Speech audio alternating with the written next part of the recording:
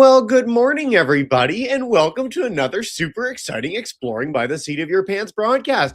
We are diving in this amazing month of February with the most awesome women in science and exploration on planet Earth. We have got like 40 programs this month on everything from earthquakes to deep sea to everything in between. It's been so much fun. Everything's on our YouTube channel, as you all well know. So go check that out for some of the coolest programs we have ever done in our history.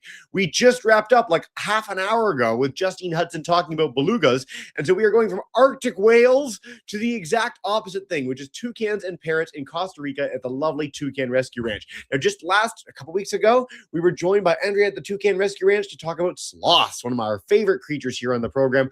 That show is on our YouTube channel, as I've said, but we wanted to dive in with some of the other incredible animals that they work to rescue, rehabilitate, re-release, and showcase to the public there. So we are going to do the eponymous toucans and more at the Toucan Rescue Ranch. You are in for such a treat if you haven't joined us here before. And without further ado, I'm going to zip it, turn you over to Andrea, and without further ado, take us away. Welcome back. Hi, welcome everybody to, virtually to the Toucan Rescue Ranch. As Jesse said, my name is Andrea, and I'm going to be with you today. And it's really exciting to be talking about toucans and parrots because most of the times we talk about sloths, which, don't get me wrong, I love them. They're one of my favorite species as well, but it is always super fun to be able to talk about the other species and highlight them as well. So here at the Toucan Rescue Ranch, we're both a rescue center and a wildlife sanctuary. So as a rescue center, our main goal is to rescue, rehabilitate, and rewild as many animals as possible, meaning that we just want to see as many animals going back into the wild as much as they can. It is pretty amazing. All of the animals that come here, most of them are able to go back, which is, a bittersweet moment for sure to be able to, take care of them, seeing them as they progress after they heal, and then send them off back into the wild. That's one of the most amazing feelings ever. We also have the sanctuary, which is where I am at right now. And so the sanctuary is basically a place where some of the animals have to stay if they're not really able to go back into the wild and live on their own. So we have animals that were previously kept as pets, and so they're very used to being around people, and maybe they don't really have those behaviors that they need in order for them to go back into the wild. And we have some other animals that may have some sort of injury that will make them unable to go back. Talking about birds today, we've got some of the toucans and some owls and some other birds that have some sort of like wing injury. And because of that, they're not really able to fly anymore. And of course, they would not be able to survive on their own. So here at the ranch, at the sanctuary, we will basically just provide them with a home for the rest of their lives over here. So we're going to try to spoil them as much as we can and, give them the best care possible so that they can thrive.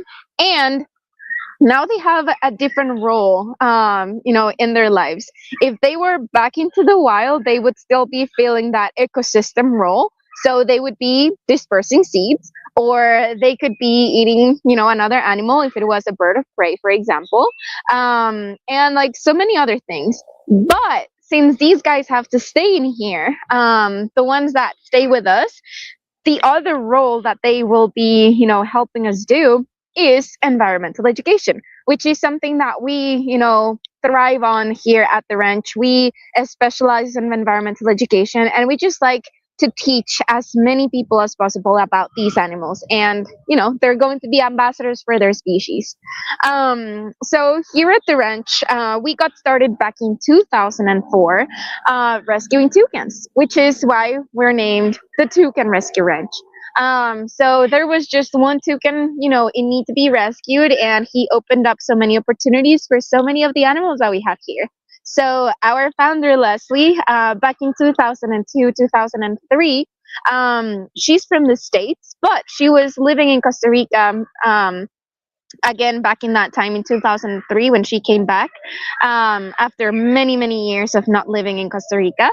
And she noticed that she was volunteering at another place that rescued macaws and parrots, and she saw that there were lots of people working with parrots and with macaws, but there were not really a lot of people working with toucans. And so back then, whenever there was a toucan that needed to be rescued, everyone was like, nah, I don't really want to work with a toucan. Which honestly, I don't really know why. Toucans are amazing animals. And so she had the idea of creating the Toucan Rescue Ranch so we could specialize in working with toucans and other animals that were in need to be rescued. So yeah, we have been able to take care of so many toucans throughout the years. We have been able to release so many of them, which is again one of the coolest things we do over here. And after the toucans, we started also rescuing other parrots, macaws, birds of prey such as owls and others. And then 2007, we got our first ever mammal, which was Millie the sloth. And that's another story if you guys want to watch all of the previous sloth videos that we've had.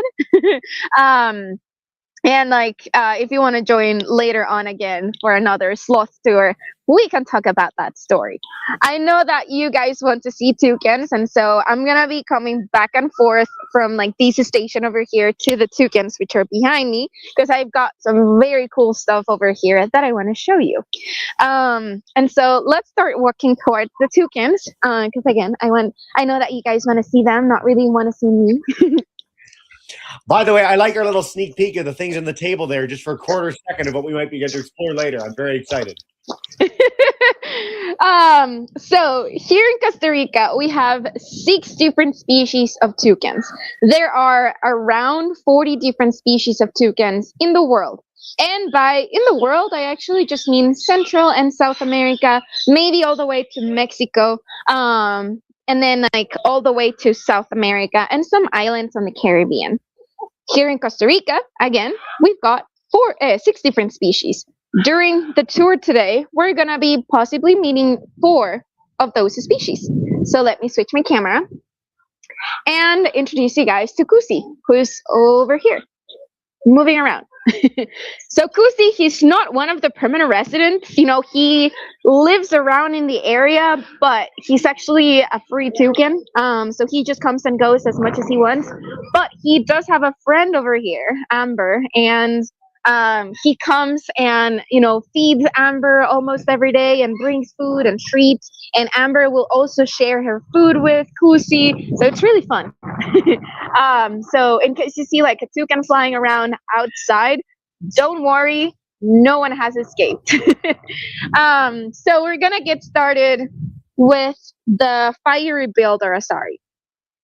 Fiery-billed aracaris are an endemic species of toucan.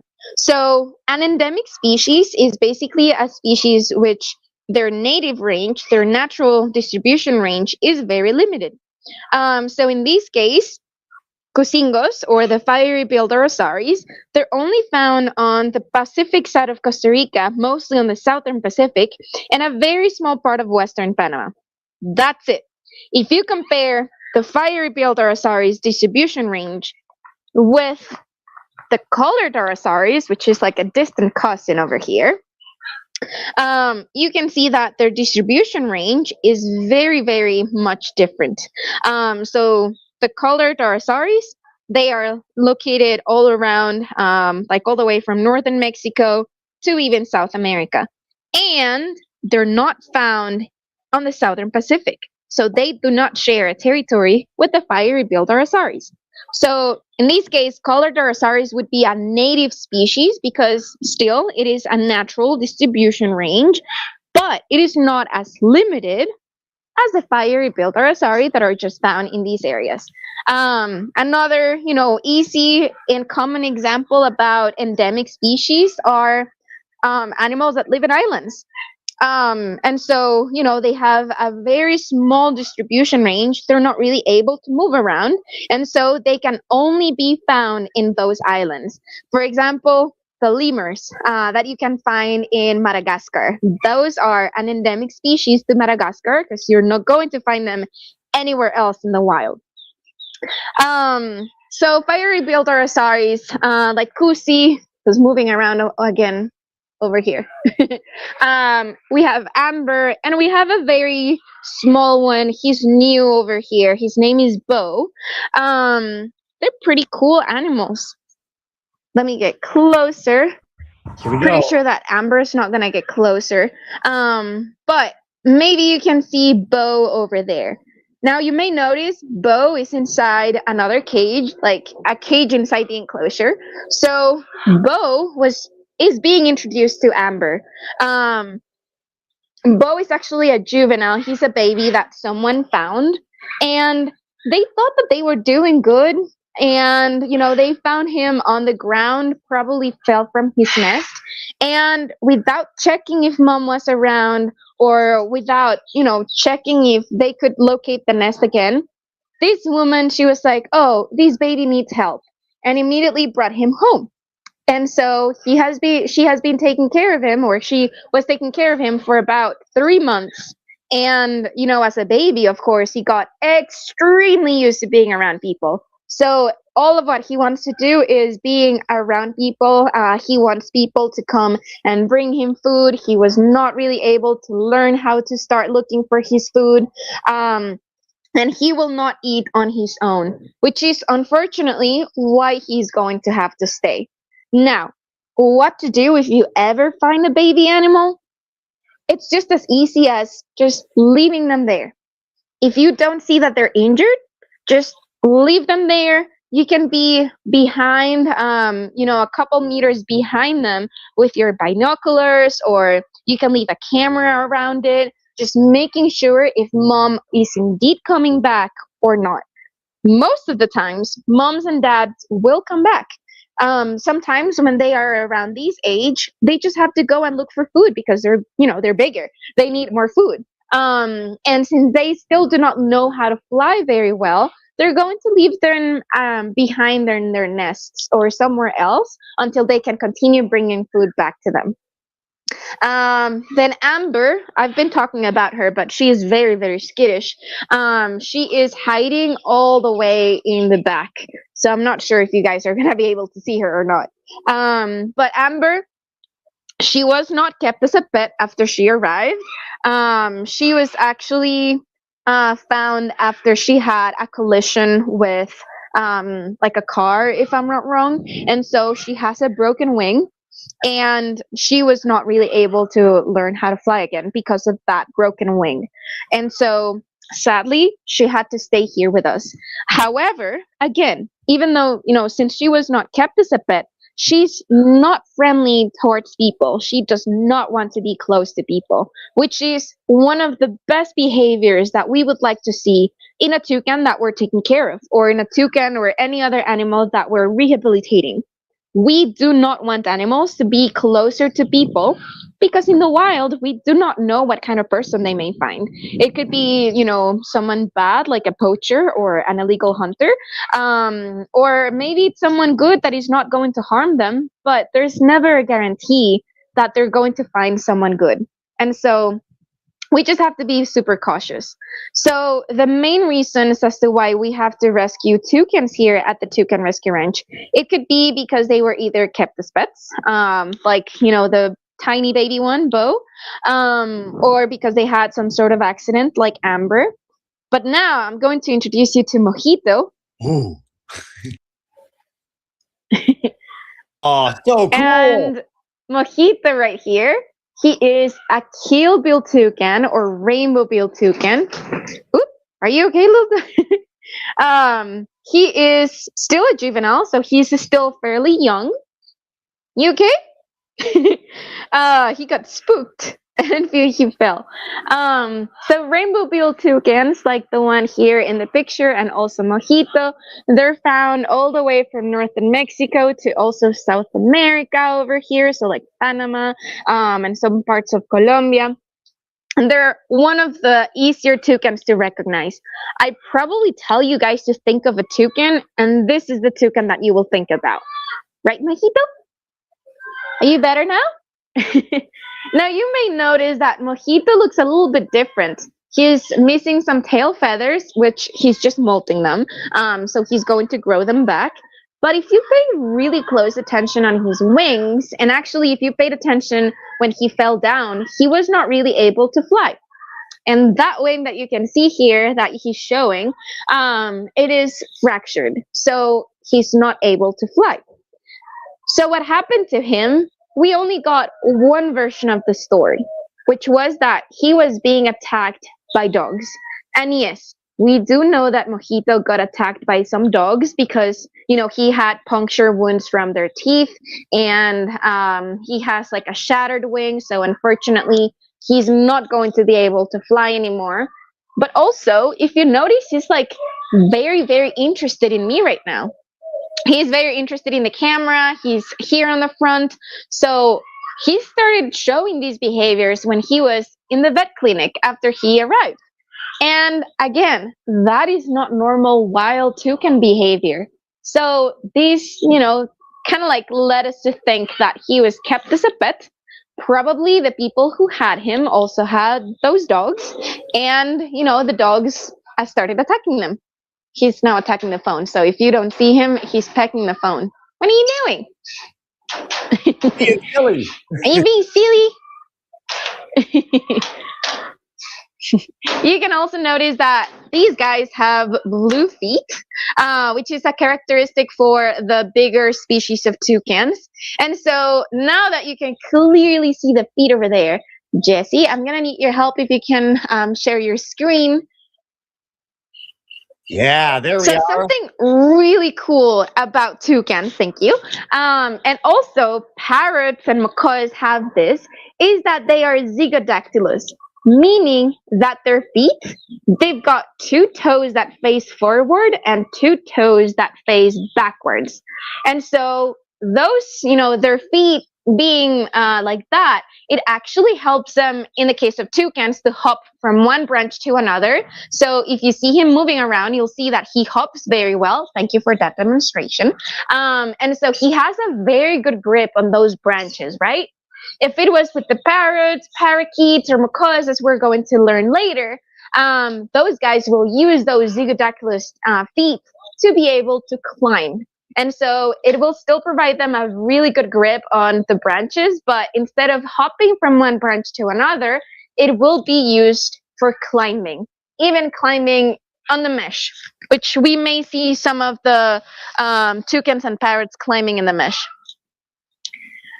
Then over here, at the very beginning, I was doing a comparison between the fiery-billed Arasaris and the collared Arasaris. And here we've got two of them. So this is Parker and this is Hera. Most of the time they will come closer. So let's see if maybe Hera wants to come closer. You want to show yourself and being so pretty?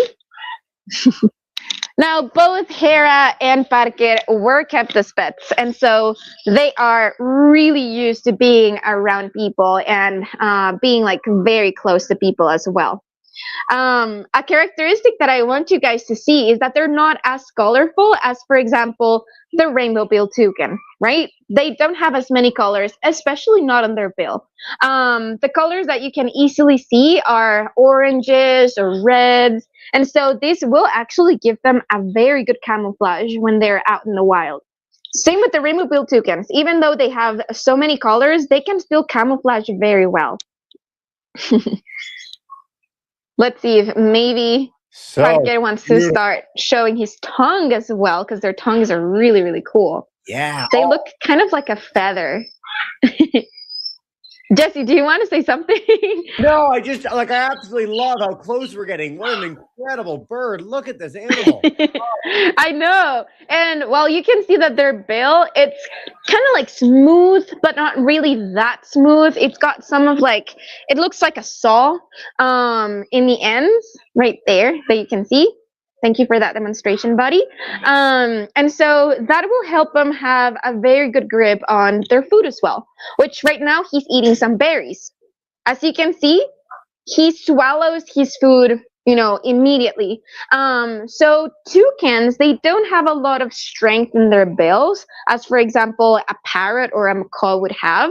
And so instead of cracking open seeds and nuts like macaws will do, these guys, again, they don't have a lot of strength in their bills. And so they're going to just like try them for a little bit. So they're going to be like playing with their food a little bit, and then they're going to throw it in the air and swallow it.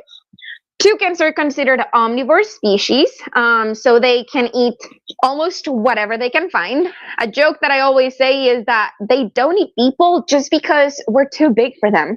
But if we were like a smaller snack, believe me, they would eat us, right?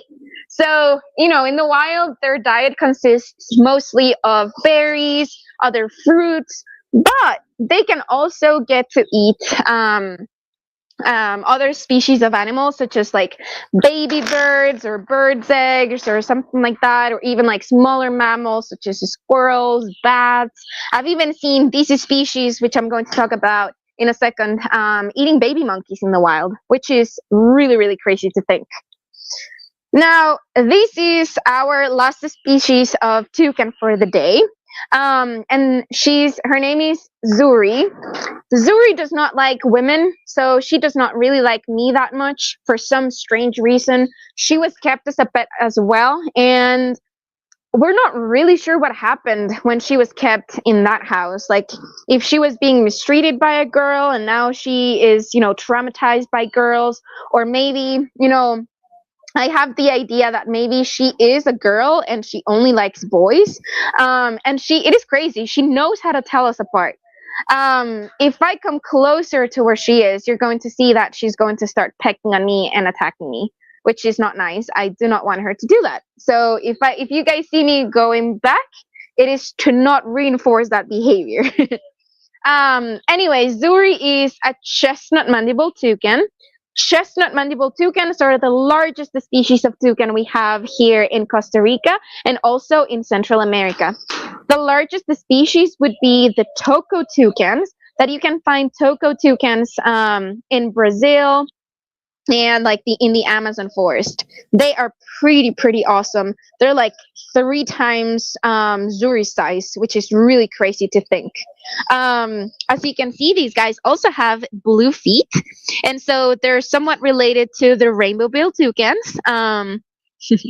Not as closely related as the our saris, but still toucans. Eating some berries over there, so she's now calm, looking good. Now, I will bring you guys back to where my station was, so I can show you some of those surprises that I had for you. I want to just like as you're walking there, like again, we always have amazing animal interactions with you, but like this is the best we've ever had with birds ever. It's so exciting. Oh. I know. I mean, they were cooperating very much, which is always cool to see whenever they do that.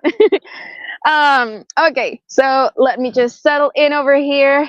It started drizzling a little bit, so one of my friends had to put some things away. So give me just 1 second so I can reorganize everything. Okay, so we're going to talk a little bit more in depth about their bills. I'm gonna flip my camera and I'm gonna be showing you guys some very cool skulls of toucans.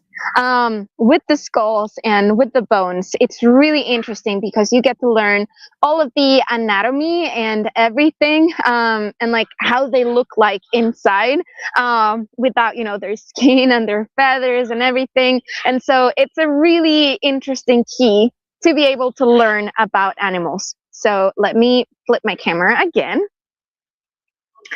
And here you go. So these are 3 different toucan bills. This is from a chestnut mandible a keel-billed toucan, sorry.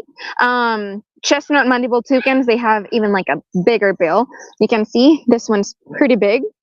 And something that fascinates me is that their bill is like, I don't know how many times their skull size. I mean, their skulls are very small. You can see here are the ear hole, the eye holes, the eye sockets. So they have very big eyes. Then you can see the nostrils up here. So this is from where they breathe. And then, of course, they would have their brain here inside. So even though they don't have, a bigger brain like other species, toucans are actually very intelligent animals. They love to solve like different things and like challenges. And so we love to do lots of enrichment for our toucans in here. Now, their bills are made from a different like structure than their skulls. So their skulls are made out of bone, just like ours, but their bills are made of a spongy kind of like texture. Right now, it does not feel spongy, of course, but it definitely feels and sees, it like looks very, very much different from the skull. Their bills are also covered by kind of like a keratin layer. So keratin is what we have in our fingernails and hair. So this is kind of like a very big fingernail, if you want to see it like that. These keratin shields will continue growing, and it can regrow in case it breaks. But if it is their bill that breaks, unfortunately, it is not going to grow back. So, for example, if these toucan like had an accident, had a collision or something, and it was missing this part of the bill, like it was like this, it is not going to grow back again. If it was the keratin shield, like, I don't know, it broke a little bit over here, just like with our fingernails, it will grow back another cover. Something that I also want to show you is that it's got like these grooves over here, as you can see. So this is where their veins go. So toucans, they have, circulation on their bills. And so one of the main reasons why toucans have such a long bill is that it will help them regulate their body temperature. So it's kind of like having a built-in radiator on their bill. So when it is too hot, what they do is that they send most of their blood flow towards their bill. They open it up and let the cooler air cool themselves down a little bit. However, if it was too cold or during the night when they're sleeping, they're going to tuck their bill inside like their wings and like cuddle up. And they're going to send most of their blood flow towards the rest of their bodies. And that way they can keep themselves a little bit warmer. Then this is from one of the arasaris, the fiery-billed arasaris, like the first ones we saw. You can see that they are missing all of the colors. They only have like the very like darker colors, but the red and the orange that they have, it is missing. So it fades away with time. You can see that it is more like serrated than the rainbow-billed toucans, although rainbow-billed toucans also have kind of like a serrated bill over here. Wow. But these guys, they have it like more. Wow. Their nostrils are on a different part than with the rainbow bills. The rainbow bills are like over here in this corner. These arasaris are like on top of their bill. And then I have the skull of one of the smallest species of toucans we have in Costa Rica, which would be the emerald toucanet. So you can see the size comparison. Like, let me put them again. And move my camera right here. So you can see the size comparison between these three. So toucans are divided into three different groups. We've got the toucanets, and the toucanets are the smallest species of toucans. We've got the arasaris, that even though they're not as colorful, they're still toucans, they're medium-sized. And then we have the ramphastos toucans, which are the largest species of toucans. Some people will also call them like the true toucans, but all of them are toucans. So yeah. Sweet. Before we move on to, the parrots and the macaws, I don't know if there's any questions. We have quite a few questions. We've got about 15 minutes left for our whole program today as the parents are screaming at us. So I'll take Yes. you from Miss Riddle's class, and Miss Brundage, we can come to you guys anytime you want. You can come up to the camera. But Nova Scotia wants to know, why are their bills so big if they don't use them for cracking things? Like, they've got such a large thing. Tell us a little more about that.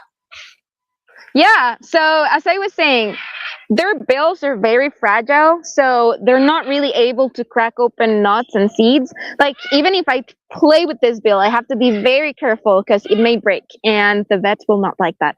And so they only will eat like very smaller, like fruits and berries, and if they do eat meat, it's gotta be like one of the softest places.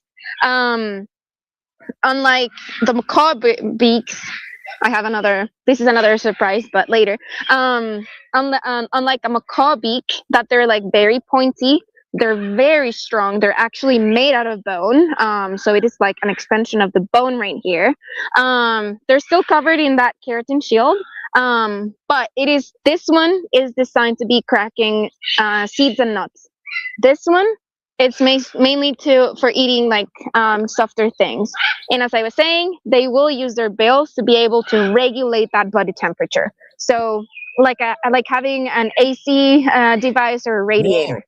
My big face is an AC device. I love it. Maria, let's head to Mrs. Brundage's class. Come on in live, guys, and take us away. Hey. Yeah, you're on.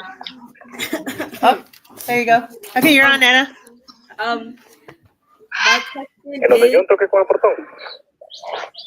I think we're on. Yeah, you're on. Yeah. Okay, go for it. my question is, how do toucans get their color in their beak? Yeah, how do they get That that color? is an amazing question. So they will start getting their colors with what they eat. And so some of the toucans, and some of the colorings are made out of pigments. So for example, like yellow colorings, or like red, or like black, or even white, they are made out of pigment, just like with our skin and our hair. That we have our skin tone and our hair tone that is made out of pigment. It could be melanin, and if we have like whiter skin, it is because we don't have as much melanin.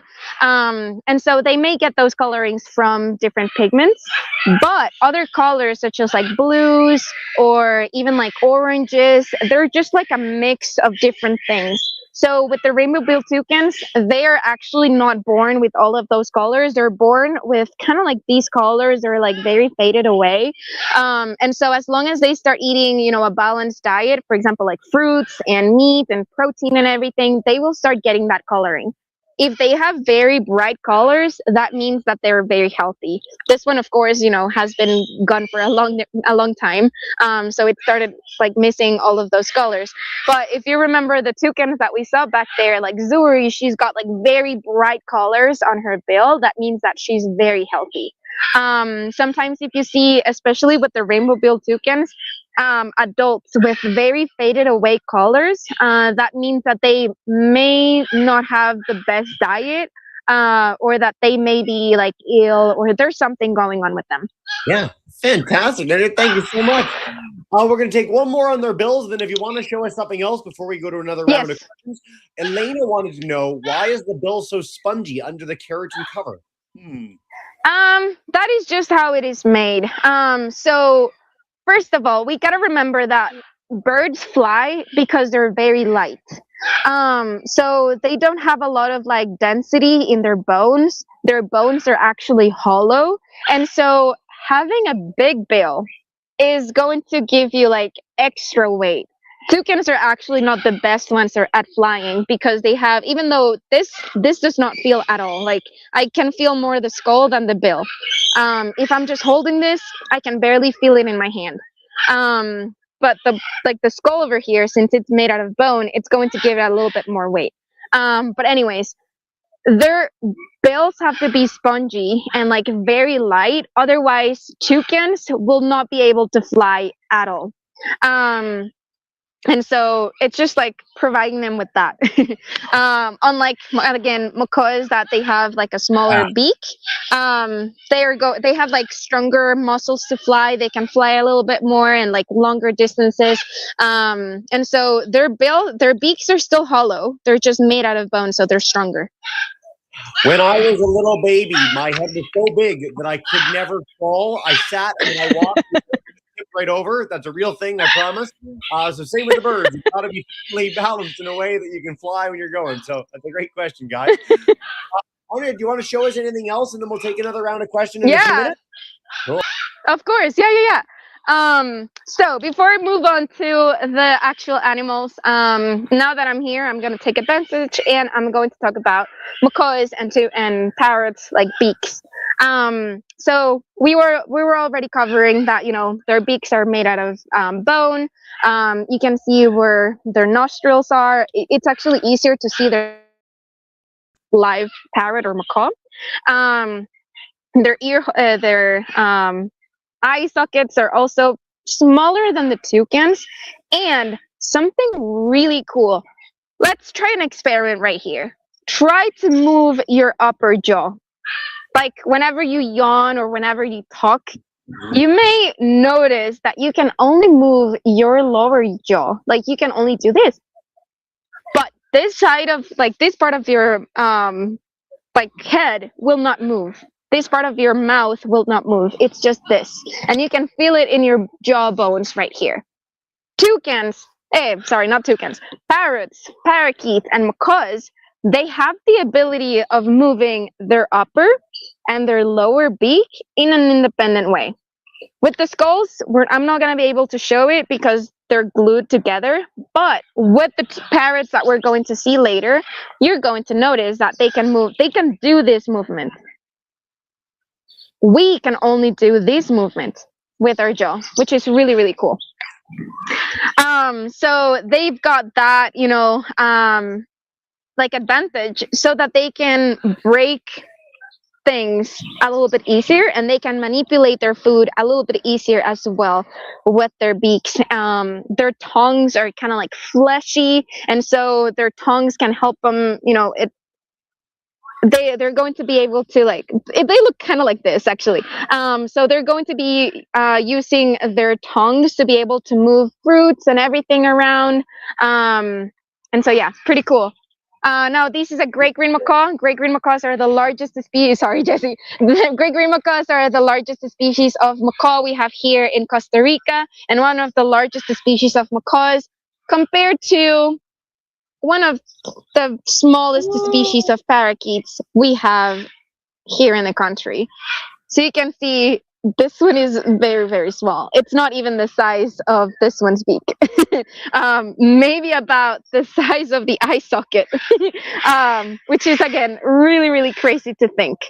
So let's go see some parrots. The macaws are screaming at us. I'm actually going to go... I know. I'm going to go somewhere where it's not as loud. So let's go see who we can find. In Costa Rica, we have many different species of parrots and parakeets and only 2 different species of macaws. But right now, we're going to be focusing a little bit more on the yellow-naped Amazon parrot. Yellow-naped Amazon parrots are one of the more critically endangered species of parrots we have here in Costa Rica. Why is that? Because people love to have these guys as pets. Because, parrots and parakeets and macaws, they get to learn how to imitate different noises and sounds and words. So they can kind of learn how to talk. They are very, very intelligent animals, yes. However, they start learning how to speak because within each family unit, they have their own dialect. They have their own language, kind of like we do. And so with these guys, they start learning how to imitate those sounds so that they can communicate with their family, right? So all of these guys, since they were kept as pets, which is not legal here in Costa Rica, it is forbidden in Costa Rica to have these animals as pets or any kind of wild animal, they belong in the wild. They all learned how to speak from their previous owners. So they know how to say, hola. This one right here, I don't know its name, but this one right here, she knows how to cough. They also learn how to say bad words and how to cry like a baby. If there was a baby in their house, with their previous family, they started learning how to imitate that baby cry. And they make lots of very funny noises, which I understand why it could be like funny for people to keep them as pets, but they're not the best pet. I mean, it is better to keep a dog or a cat. Those animals are meant for us to keep them in our houses. You know, they're used to being around with us, but not these ones. These ones, they actually should be out in the wild, flying free, and like covering a lot of distance. You can hear them as they're Yeah, doing really weird noises. I don't know what they're saying. so cool. As we're hanging out with them, and it might be a little loud to do this, can we take just a couple more questions before we wrap up together? Yeah, please go ahead. Well, Mrs. Brundage's class, if you guys want to come up to the camera, I'll take your question in just a second. We want Ms. Riddle's class wants to know what's the size of their brains? How smart are they? Who, parrots? Yeah, our friends right here. Yeah. Okay. So parrots are. That one is crying. Parrots are very, very intelligent animals. There's people that say that they have about the same like intelligence as a 5-year-old kid, or like the same brain development as a 5-year-old kid. So you know, they can learn even more like cues and behaviors and everything because of this. And especially if they get, you know, yummy treats after completing one of these behaviors, they will definitely love that and continue, you know, just imitating those kinds of sounds.